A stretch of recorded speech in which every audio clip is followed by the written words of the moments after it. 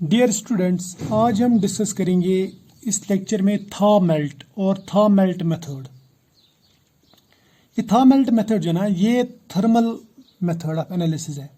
इससे हम पता लगा सकते हैं कि दो कंपोनेंट्स आपस में यूटैक्टिक बना सकते हैं कि नहीं, और उन दो कंपोनेंट्स का यूटैक्टिक मिक्सचर कब बनेगा, उनका यूटैक्टिक पॉइंट कब आएगा और उनमें मेल्टिंग पॉइंट कब आएगा, वो सब पता चल जाता है।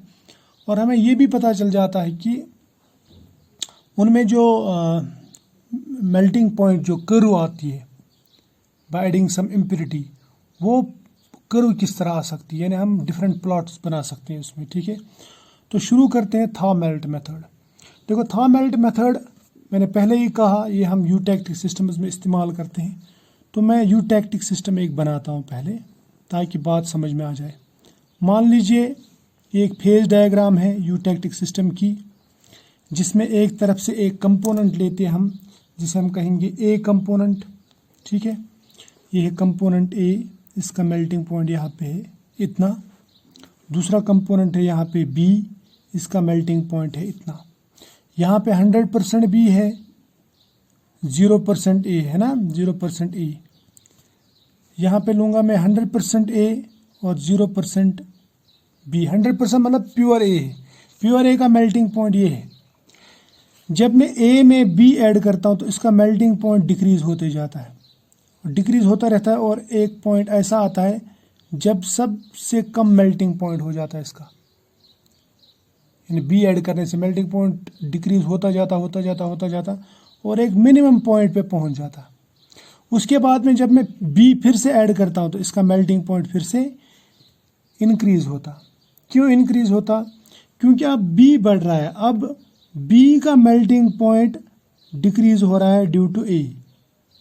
समझ में आया ना? ये जो मेल्टिंग कर्व है, ये मैं बोलूँगा कि ए का मेल्टिंग कर्व है इन प्रेजेंस ऑफ बी, और ये जो कर्व है इसको मैं बोलूँगा melting curve of B in presence of A. समझ में आया? और ये जो पॉइंट है, ये पॉइंट, इसको कहूँगा मैं पॉइंट सी, इसको मैं कहूँगा लोवेस्ट मेल्टिंग पॉइंट, या मैं कहूँगा इसको यूटैक्टिक पॉइंट। समझ में आया? शाबाश।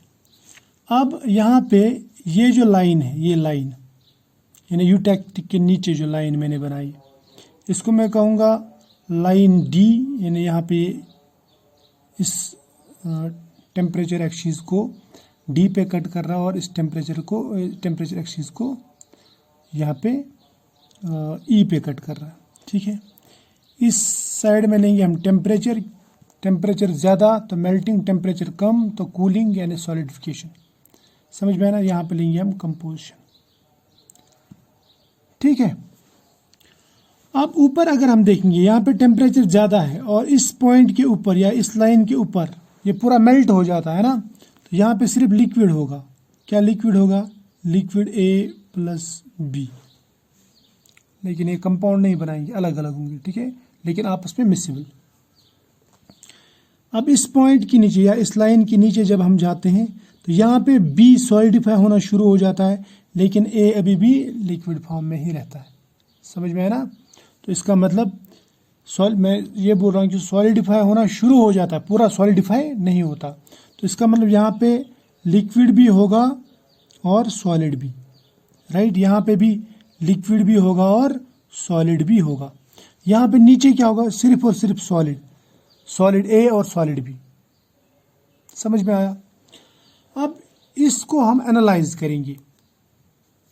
एनालाइज करके हम था मेल्ट मेथड इस पे अप्लाई करेंगे। ठीक है, मैं बताऊंगा था मेल्ट मेथड से हम कैसे इसको एनालाइज कर सकते हैं, कैसे बता सकते हैं हम कि हमारा यूटैक्टिक पॉइंट कब आया और कब नहीं आया। चलो शुरू करते हैं। इससे पहले मैंने आपको बताया था जो कूलिंग कर्व्स हैं, उनमें हमने ये इस तरह का एक लाइन बनाया था। इस लाइन को मैंने समझाया था कि कूलिंग कैसे होती है। हमने शुरू किया था W से, W फिर X, ये पॉइंट X लिया था, फिर ये पॉइंट लिया था Y, ये फिर लिया था एक पॉइंट Z। यानी मैंने ये बताया था आपको कि पहले लिक्विड कूल होता जब तक यहाँ पे पहुँच जाता है। यहाँ पे पहुँचने के बाद में सॉलिडिफिकेशन शुरू होती है, फिर स्लोली ये कूल होता है, जितना ज़्यादा फास्ट कूल नहीं होता क्योंकि सॉलिडिफाई हो रहा है, तो वहाँ से सॉलिडिफिकेशन के दौरान भी हीट निकलती है। उसके बाद में फिर ये यहाँ पे पहुँचता है। यहाँ पे कुछ देर के लिए टेम्परेचर कांस्टेंट रहता है। क्यों? क्योंकि अब ये कंप्लीटली सॉलिडिफाई हो रहा है। समझ में आया ना? जिस तरह से आपको याद होगा कि अगर हम आइस लेंगे, आइस का टेम्परेचर अगर हम बढ़ाना चाहेंगे तो उसका टेम्परेचर पहले बढ़ता जाता, लेकिन जब वो मेल्टिंग पॉइंट के आसपास पहुंचता तो टेम्परेचर अचानक से कांस्टेंट हो जाता, ज़ीरो हो जाता, जब तक न पूरा आइस मेल्ट हो जाए। समझ में आया ना?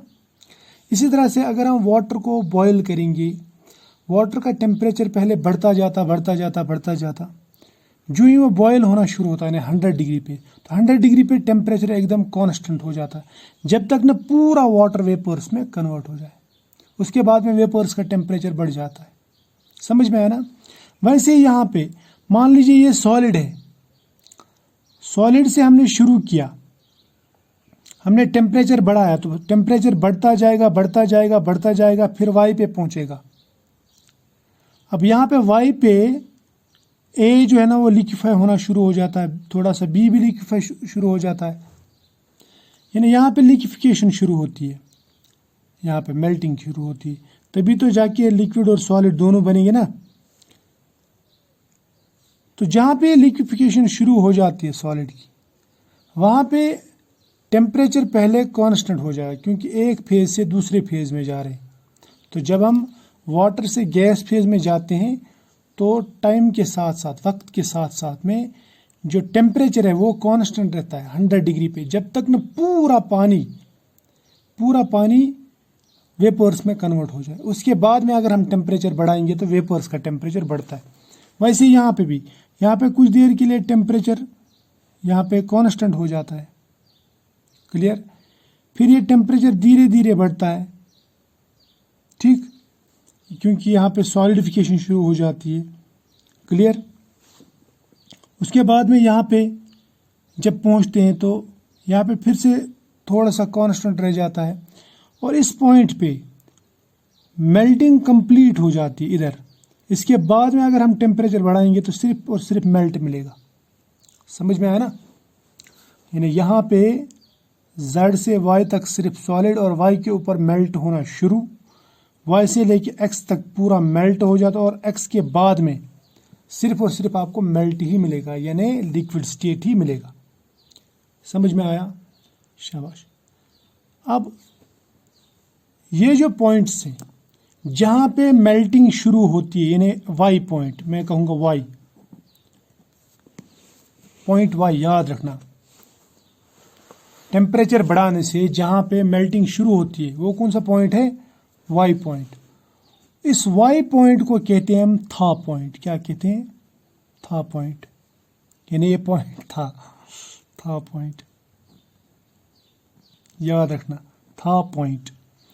ये बहुत ही इंपॉर्टेंट चीज़ है। सो Y is not melting point but it is था पॉइंट, या मैं इसको बोलूँगा कि ये मिक्सचर का मेल्टिंग पॉइंट, ये सॉलिड AB का मेल्टिंग, या मैं यानी यूटैक्टिक का मेल्टिंग पॉइंट इस रेंज में रहता है, यूटैक्टिक मिक्सचर का। अब इसके बाद में Y से लेके X तक जब आते हैं तो X के बाद में पूरे का पूरा मेल्ट हो जाता है। तो जो X है, X को मैं बोलूँगा ये है एक्चुअल मेल्टिंग पॉइंट। समझ में आया ना? अब आप बोलेंगे ये तो एक ही बात हो गई, इससे पहले जो हमने मेथड पढ़ा कूलिंग करो मेथड, इसमें और उसमें फ़र्क क्या है? वहाँ पे तो हम ऊपर से नीचे, यहाँ पे नीचे से ऊपर गए, फ़र्क कहाँ पे आया? देखो फ़र्क कहाँ पे आता है, फ़र्क समझाता हूँ मैं। हम क्या करते हैं, अगर हमें एक सिस्टम लेना हो, सपोज 2 कंपोनेंट सिस्टम A और B का, उसमें हमें देखना हो था पॉइंट कहाँ पे है, यानी ये लाइन कहाँ पे मिलेगी, ये लाइन कौन सी लाइन? DCE मिल गया तो इसका मतलब यूटैक्टिक मिल गया है ना। या हमें AC और BC लाइन निकालनी, ये कब मिलेगा, यानी मेल्टिंग पॉइंट कब मिलेगा, ये लाइन कब मिलेगी, कौन कौन से टेम्परेचर पे मिलेगी ये लाइंस, और ये लाइन कौन से टेम्परेचर पे मिलेगा, कैसे मिलेगा। तो उसके लिए क्या करते हैं हम था पॉइंट और मेल्टिंग पॉइंट का इस्तेमाल करते हैं। इस्तेमाल कैसे करते हैं, देखो मैं बताता हूँ कैसे। सपोज मैं लूँगा यहाँ पे 99% A, 1% लूँगा B, दूसरे में लूँगा 95% या 98% A, फिर 2% B एंड सो ऑन। फिर यहाँ पे चलता जाऊँगा, मैं मिक्सचर्स बनाता रहूँगा अलग अलग, ठीक है। उसके बाद में मैं लूँगा यहाँ पे सपोज 50% A, 50% B, समझ में है ना, परसेंट है ये परसेंट, ये भी परसेंट ले रहा हूँ मैं। मेरी बात समझना, मैं क्या कहना चाहता हूँ।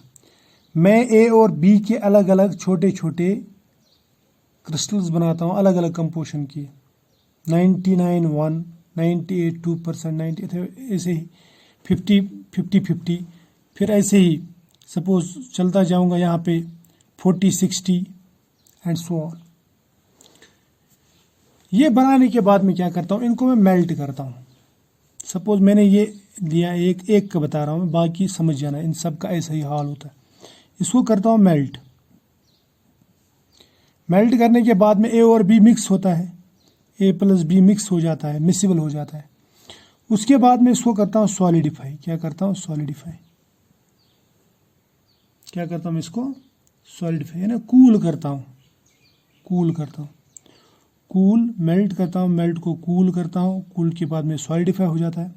सॉलिडिफाई करने के बाद में इसको करते हैं ग्राइंड, यानी पाउडर बनाते हैं। बना दिया पाउडर, हर एक सैंपल का अलग अलग, ये याद रखना। सपोज 100 सैंपल है, 100 सैंपल के अलग अलग पॉइंट मैंने बना दिए पाउडर्स, 100 पाउडर्स। उसके बाद में ये एक्सपेरिमेंट ऐसे ही होता है, याद रखना। आप बोलेंगे 100 पाउडर्स कौन बनाएगा, तो जब आपको कुछ करना है तो ये सब चीज़ें करनी पड़ती। तो ये पाउडर्स बनाने के बाद में मैं इनको अलग अलग कैपिलरी ट्यूब्स में डालूंगा। क्या डालूंगा, अलग अलग कैपिलरी ट्यूब्स में। ये एक कैपिलरी ट्यूब है, मान लीजिए दूसरा कैपिलरी ट्यूब है, यहाँ पे तीसरा, यहाँ पे चौथा, यहाँ पे 99 1 है, 99 1, यहाँ पे 98 2 है, यहाँ पे ऐसे ही, फिर सो ऑन, यहाँ पे 50 50 है। ठीक, बात मेरी समझ में आ रही ना, शाबाश। अब होगा क्या, मुझे मालूम है कि अलग अलग कंपोजिशंस है, अलग अलग कंपोजिशंस है।